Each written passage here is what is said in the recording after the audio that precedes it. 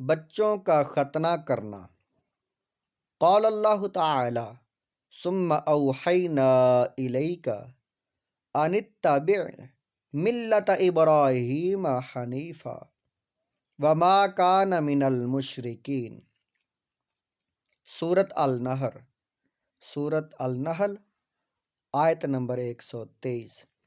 اللہ تعالیٰ نے ارشاد فرمایا، اے نبی صلی اللہ علیہ وآلہ وسلم، پھر ہم نے آپ کی طرف وحی کی کہ ملت ابراہیم کی اتباع کریں جو اللہ کی طرف یکسو تھا اور وہ مشرکوں میں سے نہ تھا۔ حدیث نمبر 34۔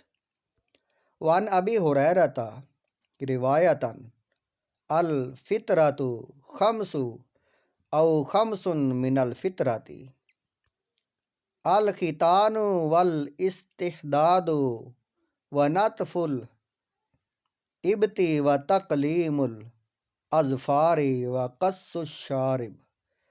اور حضرت ابو ہریرہ رضی اللہ تعالی عنہ سے مروی ہے کہ رسول اللہ صلی اللہ علیہ وآلہ وسلم نے ارشاد فرمایا، 5 کام فطرت انسانی میں شامل ہیں: ختنہ کرنا، ختنہ کرانا زیر ناف، بال مونڈنا، مونچھیں کاٹنا، ناخن تراشنا، بغلوں کے بال نوچنا۔ اولاد کو بد دعا نہ دو۔ حدیث نمبر 35۔ اور حضرت جابر رضی اللہ تعالیٰ عنہ سے مروی ہے کہ رسول اللہ صلی اللہ علیہ وسلم نے ارشاد فرمایا، اور اپنے آپ کو بد دعا نہ دو اور نہ ہی اپنی اولاد کو اور نہ ہی اپنے مال کو۔ ایک گھڑی ایسی ہے جس میں اللہ تعالیٰ سے جو بھی سوال کیا جائے تو وہ قبول فرماتا ہے۔ اولاد سے سچ بولنے کا بیان۔ یہ احادیث بخاری اور مسلم کی ہیں۔ اولاد سے سچ بولنے کا بیان۔ قال اللہ تعالی یا ایھا الذین آمنوا اتقوا اللہ وکونوا مع الصادقین۔ سورۃ التوبہ آیت نمبر 119۔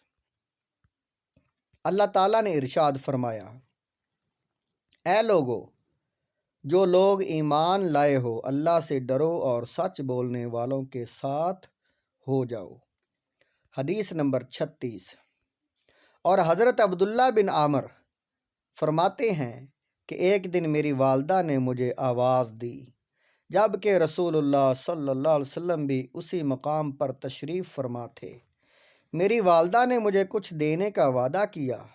رسول اللہ صلی اللہ علیہ وسلم نے میری والدہ سے دریافت کیا کہ تیرا اپنے بیٹے کو کیا دینے کا ارادہ ہے جو تو نے اس سے وعدہ کیا ہے؟ تو میری والدہ نے جواب دیا کہ میں نے اس کو کھجور دینے کا ارادہ کیا تھا۔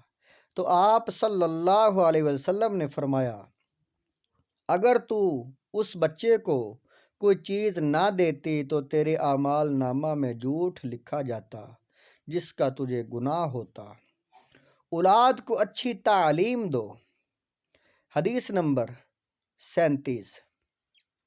وعن ایوب بن موسیٰ عن ابیہ عن جدیہ ان رسول اللہ صلی اللہ علیہ وسلم قال ما نحل والد ولدا من نحل افضل من ادب۔ اور جناب موسیٰ اپنے والد سے بیان کرتے ہیں کہ آپ صلی اللہ علیہ وآلہ وسلم نے یہ بھی ارشاد فرمایا، والدین بچے کو جب سب سے اچھا تحفہ دے سکتے ہیں، جو سب سے اچھا تحفہ دے سکتے ہیں وہ بہترین تعلیم و تربیت ہے۔ اپنی اولاد سے عزت و احترام سے پیش آؤ۔ وعن انس بن مالک یحدث عن رسول اللہ صلی اللہ علیہ وسلم قال اکرموا اولادکم واحسنوا ادبہم۔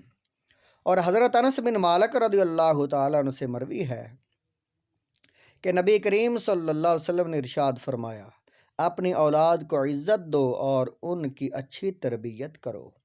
اولاد کو کھانے پینے کے آداب سکھاؤ۔ اور حضرت عمر بن ابی سلمہ سے روایت ہے کہ میں رسول اللہ صلی اللہ علیہ وسلم کے ہاں زیر پرورش تھا اور میرا ہاتھ کھانے کے برتن میں گھومتا تھا۔ رسول اللہ صلی اللہ علیہ وسلم نے مجھے ارشاد فرمایا، اے لڑکے، اللہ تعالیٰ کا نام لو، یعنی اللہ تعالیٰ کا نام لے کر کھانے کی ابتدا کرو۔